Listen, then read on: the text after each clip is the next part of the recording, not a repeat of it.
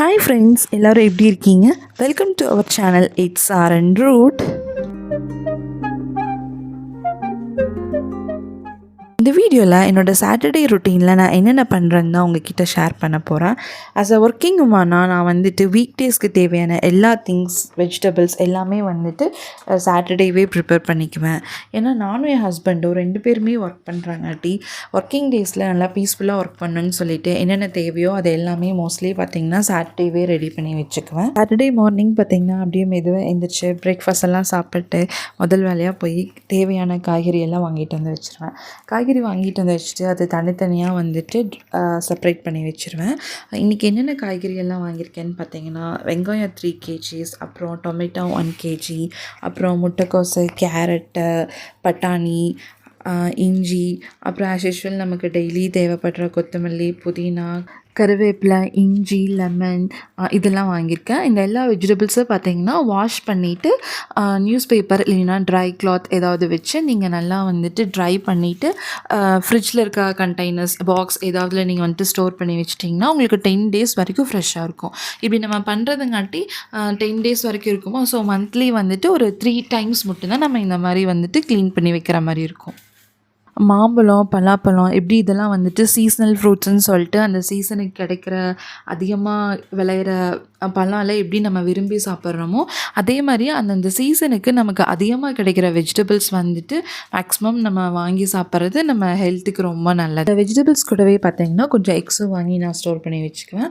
இந்த வெஜிடபிள்ஸ் எல்லாம் நல்லா க்ளீன் பண்ணி ட்ரை பண்ணிவிட்டு கண்டெய்னர்ஸ்லாம் ஸ்டோர் பண்ணிவிட்டு ஃப்ரிட்ஜில் எடுத்து அரேஞ்ச் பண்ணி வச்சுருவேன்.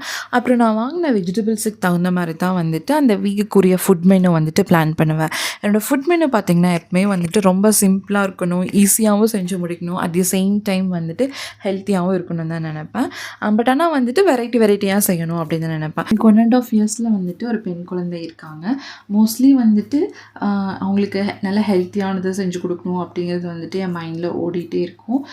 ஒர்க்கிங் டேஸில் வந்துட்டு மேக்ஸிமம் 2 to 3 days பார்த்திங்கன்னா இட்லி, தோசை அதுதான் இருக்கும். பாப்பாவுக்கு எப்போவுமே கொடுக்கும்போது பார்த்திங்கன்னா பாப்பாக்கோசரமே வந்துட்டு நான் சின்ன கேரட்டாக வந்துட்டு ஒரு 5 to 6 கேரட் வாங்கி வச்சுக்குவேன். பாப்பாவுக்கு வந்துட்டு தோசையில் கொடுக்கும்போது கேரட் வந்துட்டு சீவி கொடுப்பேன். ஒரு கேரட் ஃபுல்லாக எப்படியாவது சீவி கொடுப்பேன். அதேமாதிரி பீட்ரூட் வாங்கினேன்னா பீட்ரூட் வந்துட்டு ஒரு கால்வாசி கட் பண்ணி வச்சுட்டு பீட்ரூட்டும் சீவி கொடுப்பேன். அது கொஞ்சம் இனிப்பாக இருக்காங்காட்டி அவங்க விரும்பி சாப்பிடுவாங்க. ஸோ இந்த மாதிரி நான் பாப்பாவுக்கு வந்துட்டு கேரட் பீல் பண்ணி கொடுக்குறது தோசையில், அப்புறம் பீட்ரூட் பீல் பண்ணி கொடுக்குறது, அப்புறம் எக் தோசையும் அவங்களுக்கு ஊற்றி கொடுப்பேன். தோசையில் எக்கும் போட்டு கொடுப்பேன். இந்த மாதிரி நான் கொடுக்கும்போது அவங்களுக்கு நான் ஹெல்த்தியாக கொடுக்குறேன் அப்படிங்கிற ஒரு சாட்டிஸ்ஃபேக்ஷன் இருக்கும். அதே மாதிரி அவங்களும் நல்லா இம்யூனிட்டியாக வளருவாங்க அப்படிங்கிற ஒரு திருப்தி இருக்கும் நமக்கு. அப்புறம் மேக்ஸிமம் பார்த்திங்கன்னா நான் ஒர்க்கிங் டேஸில் வந்துட்டு பிரேக்ஃபாஸ்ட்டும் லன்ச் எப்பவுமே வந்துட்டு மார்னிங்கே செஞ்சு வச்சுருவேன். லன்ச் பார்த்திங்கன்னா சிம்பிளாக தான் செய்வேன். அட் தி சேம் டைம் வந்துட்டு டெய்லி வந்துட்டு ஏதோ ஒரு வெஜிடபிள்ஸ் கண்டிப்பாக எடுத்துக்குவேன். ஃபார் எக்ஸாம்பிள் மண்டே பார்த்திங்கன்னா சண்டே வந்துட்டு நான்வெஜ் சாப்பிட்டு ஹெவியாக இருப்பேமா. ஸோ மண்டே வந்துட்டு லைட்டாக ஏதாவது சாப்பிட்டா போதும் அப்படின்னு சொல்லிட்டு கேபேஜ் இருக்குன்னா கேபேஜ் பொரியல் மட்டும் செய்வேன். ஏதோ ஒரு பொரியல், கேபேஜ்னால் ஸ்பெசிஃபிக்காக எப்பவுமே மண்டே கேபேஜ் தான் செய்வேன்னு கிடையாது. கேபேஜோ அவரைக்காயோ எது வாங்குறனோ ஏதோ ஒரு பொரியல் கூட வந்துட்டு ஒயிட் ரைஸ், கர்ட் இந்த மாதிரி சிம்பிளாக முடிச்சிடுவேன். இப்போ டியூஸ்டே பார்த்திங்கன்னா சாம்பார் வச்சேன்னா மார்னிங் வந்துட்டு அது பிரேக்ஃபாஸ்ட்டுக்கும் ஆயிக்கும், மத்தியானம் வந்துட்டு லஞ்சுக்கும் ஆயிக்கும். இப்போ சாம்பார்லேயே பார்த்திங்கன்னா முருங்கைக்காய், கத்திரிக்காய், உருளைக்கிழங்கு இந்த எல்லா வெஜிடபிள்ஸும் போடுறங்காட்டி நான் வெஜிடபிள்ஸ் தனியாக வந்துட்டு செய்ய மாட்டேன். வெனஸ்டே பார்த்திங்கன்னா சிம்பிளான லன்ச் மெனுவாக என்ன செய்வேன்னு பார்த்திங்கன்னா பீட்ரூட் சட்னி, இல்லைன்னா முள்ளங்கி வாங்கினேன்னா முள்ளங்கி சட்னி, இது கூட வந்துட்டு ரசம் இல்லைன்னா தயிர் ஏதோ ஒன்று தான் செஞ்சுக்குவேன். அப்புறம் பார்த்திங்கன்னா கூட வந்துட்டு இது ஒரு ஆம்லேட் போட்டுக்குவேன். அப்புறம் தேர்ஸ்டே பார்த்திங்கன்னா ஏதாவது புலாவ் செஞ்சுக்குவேன். சிம்பிளாக ஒன் பாட் டிஷ்ஷாக வந்துட்டு ஏதாவது புலாவ், வெஜிடபிள் புலாவ் இல்லைன்னா புதினா புலாவ் இல்லைன்னா சன்னா புலாவ் இந்த மாதிரி ஏதோ ஒரு புலாவ் செஞ்சுக்குவேன். ஃப்ரைடே பார்த்திங்கன்னா துவரம்பருப்பு, பாசிப்பயிறு இந்த மாதிரி ஏதோ ஒரு பருப்பு செஞ்சுட்டு கூட ஒயிட் ரைஸ் கூட சிம்பிளாக ஏதோ ஒரு வெஜிடபிள் செஞ்சுக்குவேன். சாட்டர்டே பார்த்திங்கன்னா நல்லா பொறுமையாக க்ளீன் பண்ணி சமைக்கக்கூடிய கீரை, தண்டு இந்த மாதிரி நல்லா ஏதோ ஒன்று வாங்கி கண்டிப்பாக எவ்ரி சாட்டர்டே வந்துட்டு கீரை இருக்கும், 1 week கீரை இருக்கும் இல்லைன்னா தண்டு இருக்கும். மேக்ஸிமம் இது 2ல் ஏதோ ஒன்று எவ்ரி வீக் வந்துட்டு நான் கண்டிப்பாக சேர்த்திப்பேன். இதான் பார்த்தீங்கன்னா, என்னோடய வீக் டேஸில் வந்துட்டு நான் லன்ச் மெனு வந்துட்டு சிம்பிள் அண்ட் ஈஸியாக அட் தி சேம் டைம் ஹெல்த்தியாக பிளான் பண்ணுவேன். மார்னிங் பிரேக்ஃபாஸ்ட் பார்த்தீங்கன்னா 2 to 3 டேஸ் வந்துட்டு இட்லி, தோசை தான் இருக்கும்.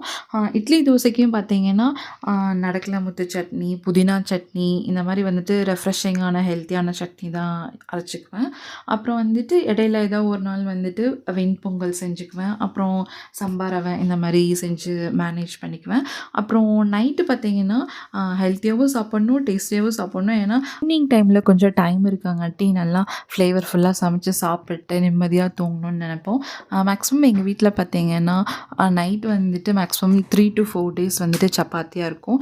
சப்பாத்திக்கு பார்த்தீங்கன்னா நான் நிறையா விதமான சைட் டிஷ் வந்துட்டு செஞ்சு பழகியிருக்கேன். இப்போ வரைக்கும் எனக்கு வந்துட்டு 20 to 25 வெரைட்டிஸ் தெரியும். நான் என்னென்ன வெரைட்டிஸ் எனக்கு தெரியும்னு நான் சொல்கிறேன். நீங்களும் நோட் பண்ணி வச்சுட்டு இந்த வெரைட்டிஸ் எல்லாம் கண்டிப்பாக சப்பாத்திக்கு ட்ரை பண்ணி பாருங்கள். உங்களுக்கும் இந்த இதில் ஏதாவது ரெசிபீஸ் வந்துட்டு உங்களுக்கு வேணும்னா சொல்லுங்கள்.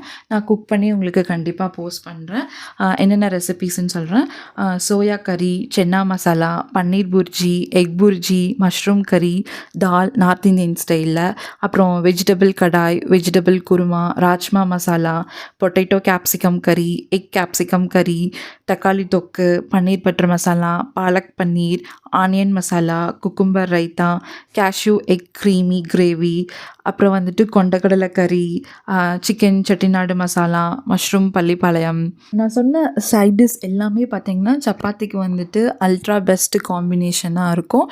நம்ம இந்த மாதிரி வெரைட்டியாக செஞ்சு சாப்பிடும்போது நமக்கு அடிக்கடி சப்பாத்தி சாப்பிட்ட போரும் இருக்காது. லைட்டான சப்பாத்தி சாப்பிட்ட மாதிரி இருக்கும். நல்லா வெரைட்டியான டிஷ்ஷஸ் சாப்பிட்ட மாதிரி ஒரு ஹாப்பினஸும் நமக்கு இருக்கும். வெஜிடபிள்ஸ் எல்லாம் எப்படி க்ளீன் பண்ணி பர்ஃபெக்டாக ஆர்கனைஸ் பண்ணணும், ஒர்க்கிங் டேஸில் எப்படி எல்லாம் ஃபுட் மெனு வந்துட்டு பிளான் பண்ணால் ஈஸியாக இருக்கும் அப்படிங்கிற இந்த எல்லா ஐடியாஸ் பார்த்திங்கன்னா என்னோடய அத்தை, என்னோடய மதர் இன் லா கிட்ட இருந்து தான் நான் கற்றுக்கிட்டேன். அவங்களுக்கும் ஒரு ஒர்க்கிங் உமன் தான். நியர்லி வந்துட்டு 30 இயர்ஸ் எக்ஸ்பீரியன்ஸ் அவங்களுக்கு இருக்குது. இப்போது 2 to 3 இயர்ஸில் அவங்களுக்கு ரிட்டையர்மெண்ட்டே வரப்போகுது. ஃபுட்டுக்கு தேவையான அரேஞ்ச்மெண்ட்ஸ் எல்லாம் முடிச்சுட்டு நெக்ஸ்ட் என்னோடய செல்ஃப் கேர் ரொட்டீனும் நான் சாட்டர்டே தான் பண்ணுவேன். என்ன பண்ணுவேன்னு பார்த்தீங்கன்னா ஹேர் அண்ட் ஸ்கின் கேருக்கு தேவையான நேச்சுரல் ஹோம் மேட் பேக்ஸ் எல்லாம் நான் ரெடி பண்ணுவேன். ஆல்ரெடி நம்ம சேனலில் இது வரைக்கும் நான் ட்ரை பண்ண 2 பியூட்டி டிப்ஸ் வந்துட்டு நான் உங்களுக்கு போஸ்ட் பண்ணியிருக்கேன். செக் பண்ணி பாருங்கள்.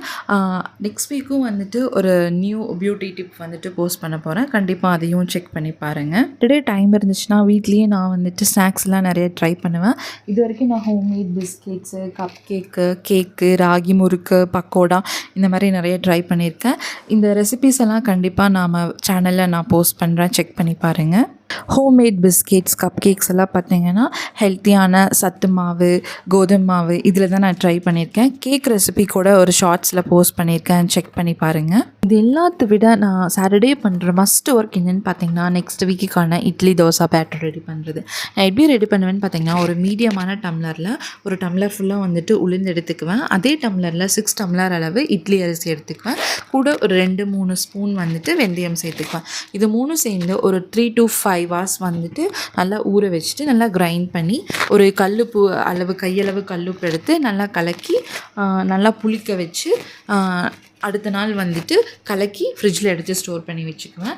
இந்த மாவு கூடயே நான் அடிஷ்னலாக பார்த்திங்கன்னா கம்பு தோசை மாவு, இல்லைன்னா வந்துட்டு ராகி தோசை மாவு, இல்லைன்னா வந்துட்டு சோள தோசை மாவு ஏதாவது வந்துட்டு அரைச்சி வச்சுக்குவேன்.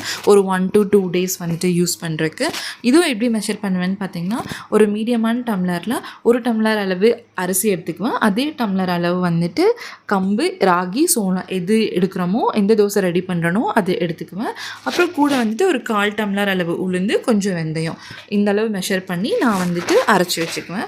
எல்லா ஒர்க்கும் முடிச்சுட்டு நைட் ஏதாவது ஸ்பெஷலாக டின்னர் பண்ணி சாப்பிட்டு ஒரு நல்ல மூவியோ டிவி ஷோவோ பார்த்துட்டு அப்படியே சாட்டர்டே எண்ட் ஆயிடும் ஃப்ரெண்ட்ஸ். இதுதான் நான் ரெகுலராக ஃபாலோ பண்ணுறேன் என்னோட சாட்டர்டே வீக்லி ரொட்டீன். கண்டிப்பாக இந்த வீடியோ உங்களுக்கு ஏதோ ஒரு வகையில் யூஸ்ஃபுல்லாக இருக்குன்னு நான் நம்புகிறேன். உங்களுக்கு பிடிச்சிருந்தா இந்த வீடியோக்கு ஒரு லைக் பண்ணிவிட்டு கமெண்ட் பண்ணுங்கள், சப்போர்ட்டும் பண்ணுங்கள். தேங்க்ஸ் ஃபார் வாட்சிங் ஃப்ரெண்ட்ஸ்.